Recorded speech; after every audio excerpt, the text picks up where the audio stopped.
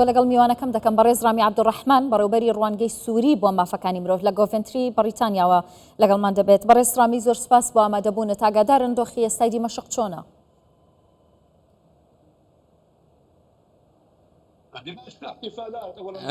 ئەوەی ئەمڕۆ دیارە ئاهەنگە و کەیفخۆشیە و لە یەکەم هەینیدا دوای نەمانی تاوانەکانی داعش و ڕوخانی ڕژێمی بەشار ئاساد و ڕاکردنی لە سووریەوە بۆ رووسیا بۆیە من دەڵێم و دەشبینین کە ئێستا ئاهەنگەکان جارێکی دیکە باڵ بەسەر سووریەدا دەکێشن لە یەکەم هەینیدا لە هەموو ناوچەکانی ئەو وڵاتە بە چوونی بەشار ئاساد دڵخۆشن بە ڕزگاربوونیە لە ستەمکاریەکانی بەشار ئاساد دڵخۆشن.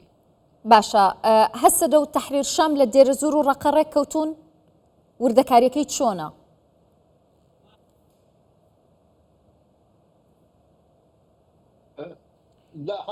نەخێر تا ئێستا هیچ ڕێککەوتنێک نییە، بەڵام ئێمە پێمان وایە لە کاتەکانی داهاتوودا ڕێککەوتن لە نێوان هەسەدە و لە حکوومەتی دیمەشق ڕوو دەدات، هەروەها چونکە خوێنیان لە نێوان کورد و عارەب خوێنیان هەمویان تێکەڵ بووە لە بەرەکانی جەنگدا، هەروەها بەرپرسێکی پێشووی حکوومەتی ڕژێمی ئاساد نابێت لە داهاتوودا شوێنی هەبێت بۆ کۆتایی هێنان بە ڕژێمی. باشە ئەی دۆخی مرۆیی لە تەواوی سووریا چۆنە؟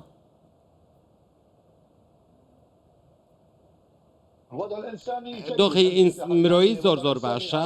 دۆخی مرۆیی لە کاتی ئاسەددا زۆر خراپ بوو لە ڕووی ئابوووریاوە، لە ڕووی خزمەتگوزاریاوە زۆر خراپ بوو، بەڵام نەمانی بەشار ئاساد کە خۆی قەیرانی گەورەی دارایی بوو لە سووریا، بەڵام ئێستا ئێمە گەشتبینین دوای نەمانی ئەو کە لە چەند ڕۆژی داهاتوودا و دوای 7 ڕۆژ لە نەمانی بەشار ئاساد هەست بە گۆڕانکاریەکە دەکەین و خەڵکی سووریا ئێمە گەشتبینین کە تۆڵەی خەڵکی سووریا بەرهەمی باشی دەبێت. باشە ئەی فڕۆکەخانەی دیمەشق دەستی بە گەشتەکانی کردوتەوە؟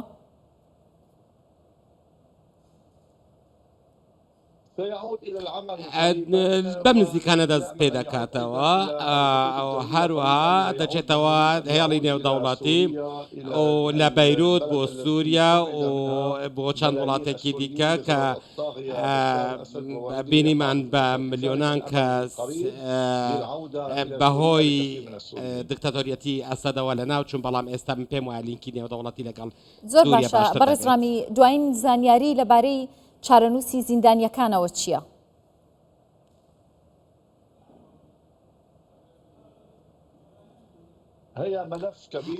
ئەمە دۆسیەکی زۆر گەورەیە کە هەموو ڕێکخراوە نێودەوڵەتیەکان پێوە سەرقاڵن، هەروە دامەزراوەکان بە دوایدا دەگەڕێن.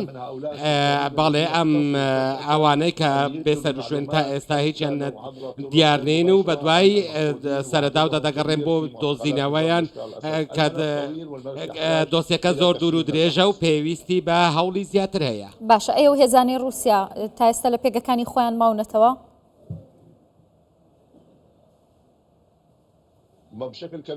بە شێوەیەکی زۆر فراوان لە شوێنەکانیان ماونەتەوە،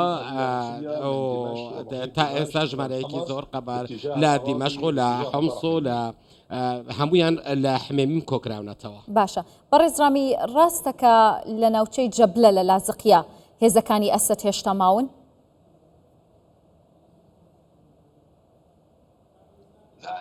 نەخێر نە ئەسەد و نە ئەوانی دیکەش. سووریا ئیتر بێ هێزەکانی ئەسەدە.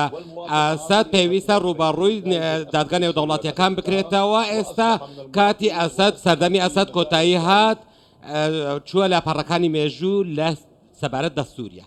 زۆر سپاس دەکەم بەڕێز ڕامی عەبدوڕەحمان بەڕێوەبەری ڕوانگەی سووری بۆ مافەکانی مرۆڤ لە کۆڤنتری بەریتانیاوە لەگەڵمان بووی. دەست خۆش.